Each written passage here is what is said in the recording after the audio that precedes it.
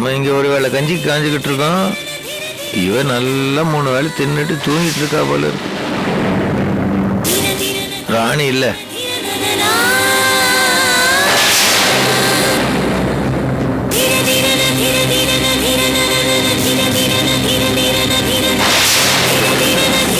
மாமா ஞாபகம் இருக்காமா? ஒரு சிலருக்கு தான் எல்லாமே மறந்துருச்சுன்னு நினைக்கிறேன். எங்கம்மா செக்கப்புக்கு வந்தியா? ஆமா. நீங்க எங்க? இங்க டாக்டருக்கு உடம்பு சரியில்லைன்னு சொன்னாரு, பார்த்துட்டு போலான்னு வந்தேன். இல்லம்மா, வயிற்று வலி, அல்சர், இந்த பிரச்சனைகள். சோறாக்கி போடுறோங்கிற ஒரு சமாச்சாரத்தை வச்சுக்கிட்டு ஒரு சிலர் போடுற ஆட்டம் இருக்கேம்மா, தாங்க முடியல. இதெல்லாம் உனக்கு எதுக்குமா? நீ உடம்பு பாத்துக்க. என் பேர புள்ள பத்திரம். அதேதாம்மா நானும் சொல்றேன். குழந்தை பத்திரம். எதிர்க்க வரேன்னு சொல்லிட்டு இடிச்சு தள்ளிட்டு போயிட போறாங்க. கொஞ்சம் ஒதுங்கியே வா.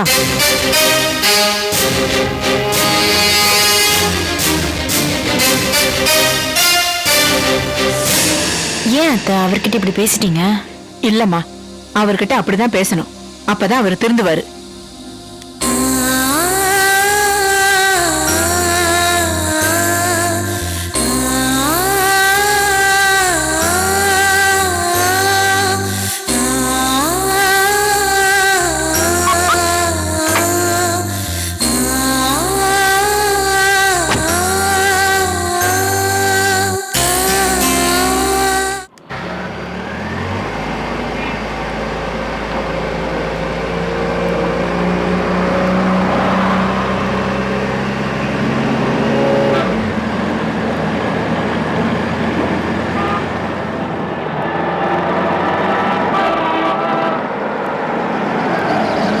டேய், ஏண்டா வண்டி நிறுத்தின? பெட்ரோல் பங்குனே. என்னடா உன்னோட பெரிய போராட்டமா போச்சு. ஹோட்டல பார்த்தா சாப்பிடணும், பெட்ரோல் பங்க பார்த்தா டீசல் போடணும். சே அண்ணே, வண்டி எங்கேயாவது வழியில் நினைச்சுன்னு வச்சுக்கோங்களேன், நீங்க தான் இறங்கி தள்ளணும். சரி சரி, உனக்கு வாய் ஜாஸ்தியா போச்சுடா. இந்தா ஒரு 1000 ரூபாய் டீசல் போட்டுக்கோ.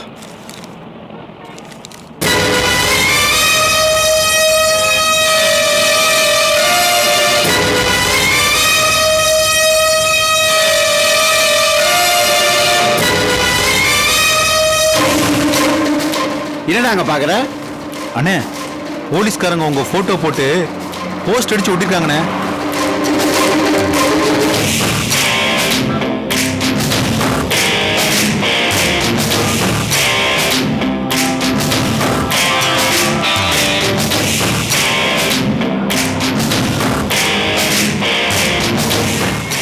டேய், சீக்கிரம் டீசல் போட்டு கிளம்புடா. சரிங்கண்ணா.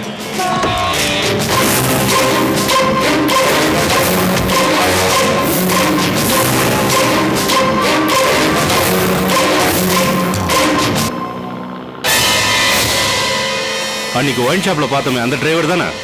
ஆமாண்ணே, அவனே தான். வா போய் பார்க்கலாம்.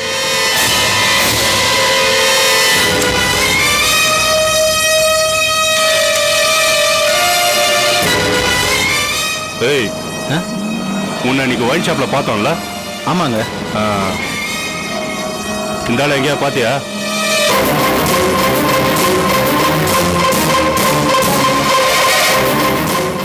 பார்த்தாங்க.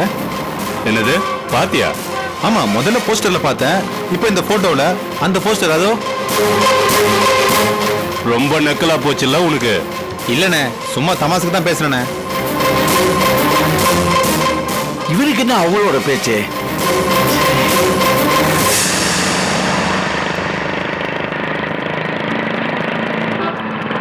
டேய், வாங்கடாங்க. நீங்க அந்த தாதாவோட ஆளுங்க தானடா? சார், அது இங்க எதுக்குடா கும்பலா நின்னுட்டு இருக்கீங்க? பெட்ரோல் போட வந்தோம் சார். சரி, அந்த நோட்டீஸ்ல இருக்கானே, அவனை எங்கனா பாத்துறீங்களா? இல்ல சார். அவனை எங்கேயாவது பார்த்தா உடனே ஸ்டேஷனுக்கு இன்ஃபார்ம் பண்ணுங்க. சரி சார். கிளம்புங்க, கிளம்புங்கடா, போங்க.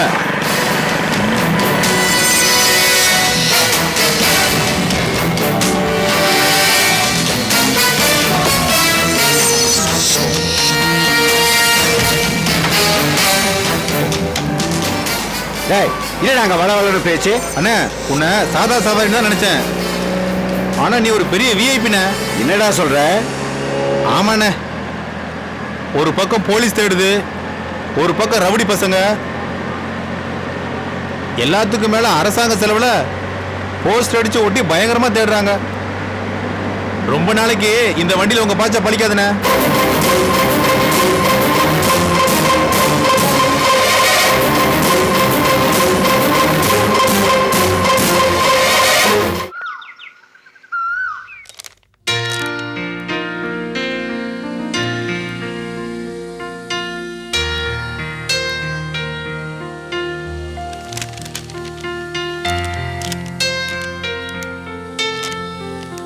அக்கா, ம் நீ சாப்பிட்டியா?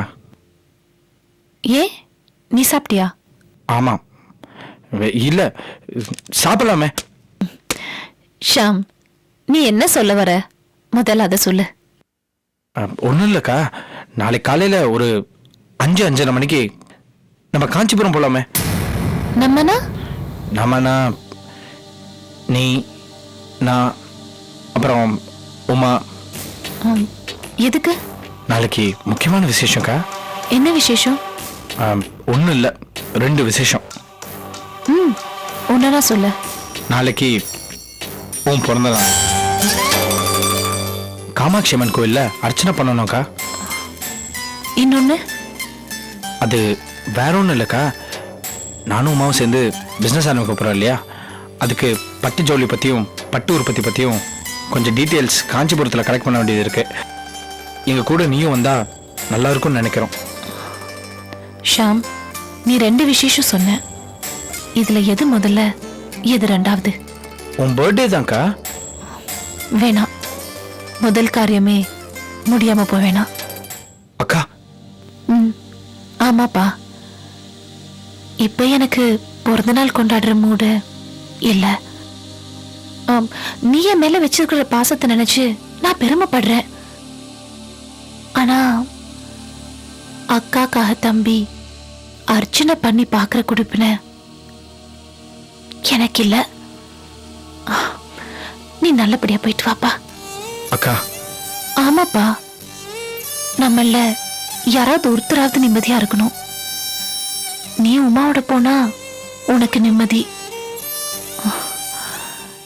நான் எங்க இருந்தாலும் எனக்கு நிம்மதி இல்ல. சாரி ஷாம், நான் வரல. அப்போ உனக்கு இன்னும் என் மேல இருந்த கோவம் போல? ஏன் கோவம் உனக்கு தெரியாதா? கோச்சுக்கிட்டா புருஷனே உதறவதான் நான். உன் மேல கோவம் இருந்தா நான் உன்கிட்ட பேசியிருக்கவே மாட்டேனே. வருஷம் அந்த பிறந்த நாள் வந்துட்டு தான் இருக்கு, போயிட்டு தான் இருக்கு. நான் ஒன்றும் அதை பெருசா எடுத்துக்கிறது இல்லை, ஞாபகம் வச்சுக்கிறதும் இல்லை. நீ போயிட்டு வாப்பா, எனக்கு இங்க நிறைய வேலை இருக்கு. எனிவே, உன்னோட புது பிசினஸ்க்கு நீ எடுத்து வைக்கிற முதல் படிக்கு என்னோட வாழ்த்துக்கள். என்னை மதிச்சு கூப்பிட்டதுக்கு தேங்க்ஸ் ஷாம். ஒரு மரத்துல புது கிளைகள் உருவாகலாம், ஆனா வேறு பழசுதான். அது உனக்கே தெரியும்.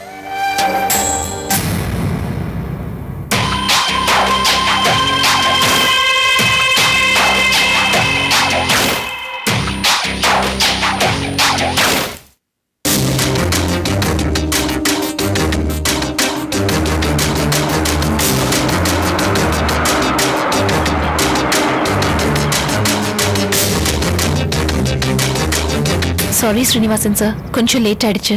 பரவாயில்ல.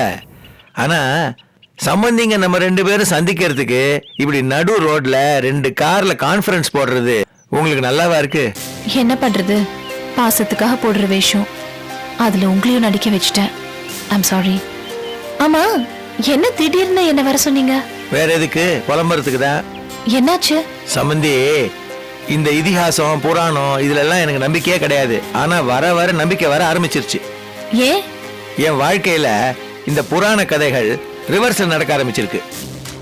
ராமாயணத்துல கல்லா இருந்த அகலிகை ராமர் கால்பட்டு பெண்ணா மாறின மாதிரி பொண்ணா இருந்த என் வாழ்க்கை சாந்தி கால்பட்டு கல்லா மாறிடுச்சுங்க. என்ன சொல்றீங்க ஸ்ரீனிவாசன் சார்?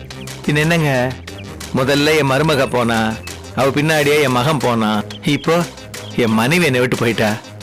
அவங்கெல்லாம் ஒன்னாயிட்டு என்ன தனிமரமாக்கிட்டாங்க. இதுக்கெல்லாம் காரணம் என்னன்னு நினைக்கிறீங்க? கெட்ட நேரம் தான்.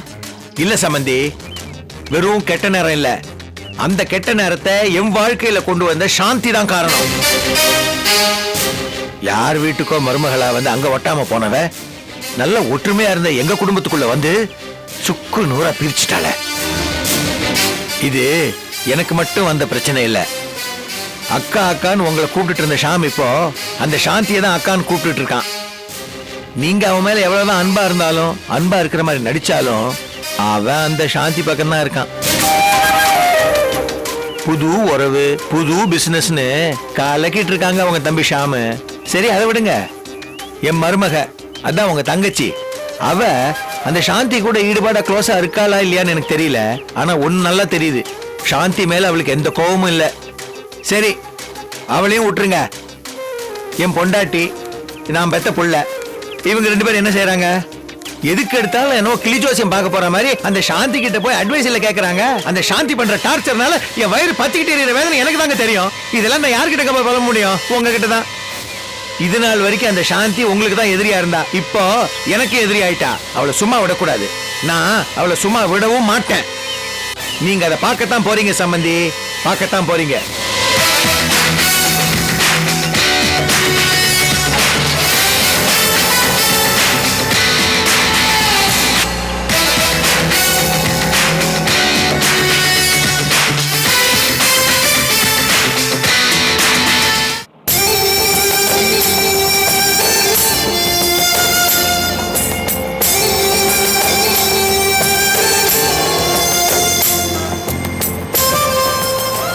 இங்கதான் நம்ம ஸ்டாஃப்க்கு குவார்டர்ஸ் கட்டுறதுக்கு இடம் பார்க்க போறோம். It's very nice place.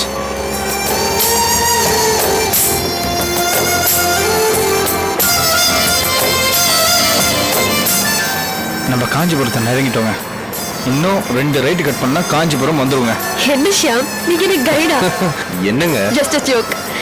Shyam, நம்ம பண்ற ப்ராஜெக்ட்டுக்கு இந்த ட்ரிப் யூஸ்ஃபுல்லா இருக்கும்னு நினைக்கிறேன். இப்போ நம்ம காஞ்சிபுரம் வந்து போறது நம்ம வாழ்க்கையில ஒரு பெரிய டர்னிங் பாயிண்ட் ஆகணுங்க. எல்லாத்துக்கும் அந்த காமாட்சி அம்மன் தான் அருள் புரியணும்.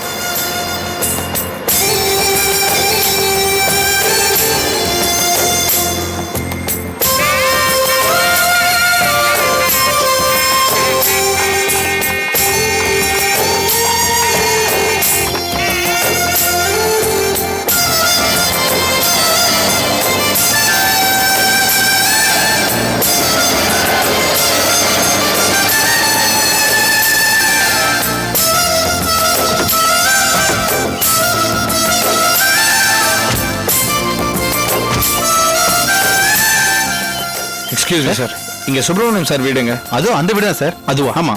அதுவா? Okay, thanks.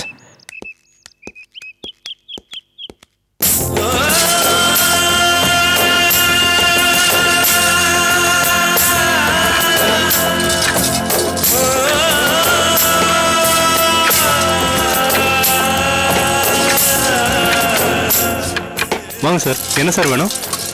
உங்க சொசைட்டி தலைவர் சுப்பிரமணியம் இருக்காரா? இருக்கார் சார். நீங்க? நாங்க சென்னையில இருந்து வந்திருக்கோம். கார்டை கொண்டு போய் அவர்கிட்ட கொடுங்க. சார் இருங்க, வரேன்.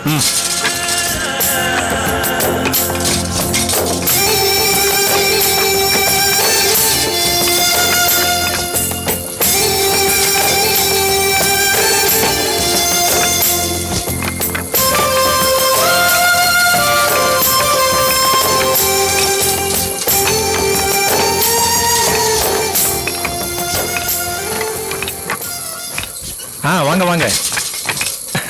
வணக்கங்க. என் பேர் ஷாமுங்க. இவங்க பேரு உமா. ஆர்கே சார் போன்ல எல்லா விஷயத்தையும் என்கிட்ட சொல்லியிருக்காரு. உங்களுக்கு என்னால என்ன உதவி செய்ய முடியுமோ அத்தனையும் செய்ய காத்துக்கிட்டு இருக்கேன். முதல்ல இந்த பட்டு தொழிலுக்கு வந்த உங்களுக்கு என் வாழ்த்துக்களை தெரிவிச்சுக்கிறேன். தேங்க்ஸ்ங்க. இந்த சின்ன வயசுல இந்த பட்டு நெசவு தொழில நீங்க ஆர்வம் காட்டுறது உள்ளபடியே ரொம்ப ஆச்சரியமா இருக்கு. நீங்க மட்டும் இல்ல, உங்களை மாதிரியே நம்ம நாட்டு இளைஞர்கள் எல்லாம் நம்ம நாட்டு பாரம்பரியமிக்க தொழில்கள்லயும் விவசாயத்திலையும் ஆர்வம் காட்டினா நாம வெளிநாட்டுக்கு வேலை தேடி போக வேண்டிய அவசியம் இல்லை பாருங்க. சரி சரி, வாங்க உங்களுக்கு எல்லா இடத்தையும் சுத்தி காட்டுறேன்.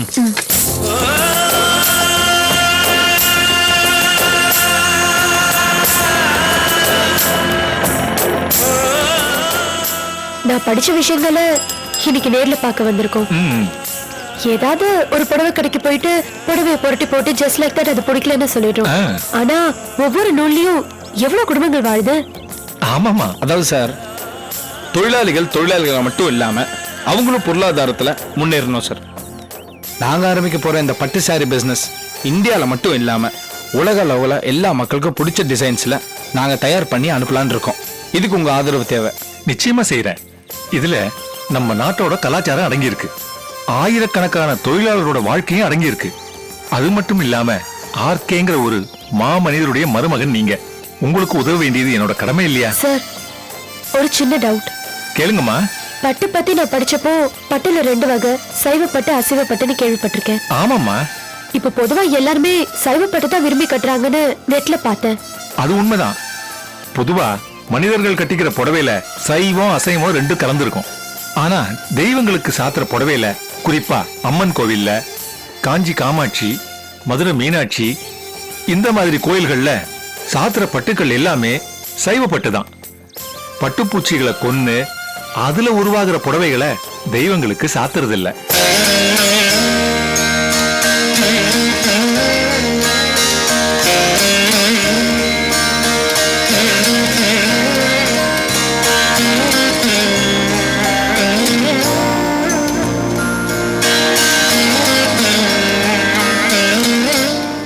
பட்டுல இவ்வளவு இருக்கா? ஆமா, உங்களுக்கு எந்த வகையான பட்டு வேணும்னு சொல்லுங்க, அதை நாங்க தயார் பண்ணி தரோம். என்னமோங்க, உங்களை பார்த்ததுக்கு அப்புறம் தான் எனக்கு நம்பிக்கையே வந்திருக்கு. இப்போ நான் சொன்னது ரொம்ப ரொம்ப கம்மி. போக போக நீங்களே புரிஞ்சுக்குவீங்க. சரி வாங்க, நம்ம கிளம்பலாம். எங்க? என் வீட்டுக்கு தான். அங்கதான் உங்களுக்கு சாப்பாடு. இல்ல சார், நாங்க ஹோட்டல்லயே சாப்பிட்டுக்கிறோம். உங்களுக்கு எதுக்கு வீண் சிரமம்? சரியா போச்சு போங்க. ஆர்கே சார் கூட நான் மறுபடியும் பேசணுமா வேணாமா? என் வீட்டுக்கு வந்துட்டு நீங்க ஹோட்டல்ல சாப்பிட்டு ஆர்கே சார் கோச்சிக்க மாட்டாரா? சரி சரி, நீங்க பார்க்க வேண்டிய இடம் 2-3 பாக்கி இருக்கு. நாம சாப்பிட்டுட்டு பார்க்கலாம். அதுக்கு முன்னாடி காமாட்சி அம்மன் கோவில் போனாங்க. இன்னைக்கு எங்க அக்காவோட பிறந்த நாள். ரொம்ப சந்தோஷம். அம்மன் ஆசீர்வாதத்தோட நம்ம வேலையை தொடங்கலாம். அப்ப நம்ம கிளம்பலாமா?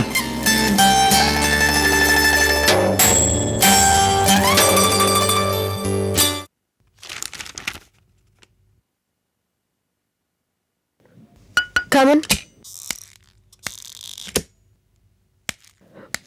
வாங்க நாராயணா, பேங்க் போயிட்டு வந்துட்டீங்களா? வந்துட்டேன். அப்படியே ஸ்டேட்மெண்ட்ஸ் வாங்கிட்டு வந்துட்டேன். ஓ, தேங்க்யூ.